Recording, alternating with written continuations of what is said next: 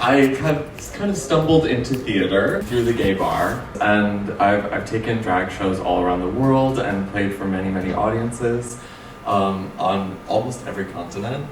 But I haven't yet found a home in these amazing institutions of theater like La Jolla Playhouse, like Broadway in New York. So I dream of being able to introduce the art of drag.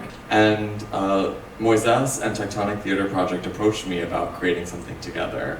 And I hadn't yet come out with my book, but I had a rough draft, half scrawled on paper with like all the red lines on it, and I handed it to him at a lunch, and he was so interested in my childhood story. There's a lot of history in the book, but there's also a personal story about what it's like being a queer child, looking for people who look like you, and having that kind of like kept from you in some ways. And so we crafted this story about coming of age, about my relationship with my mom, which is so important to drag artists. That's like, our mom is often our like first introduction to femininity, and that's so much of drag is about our imaginations and transformations of the feminine, at least for drag queens. And then we tried to find ways to keep the history of drag in there too, because you can't know who you are without understanding like the greater context, the people who've done this before you, your literal family and your figurative family in the community too. So to put all of that into one show was a heavy task,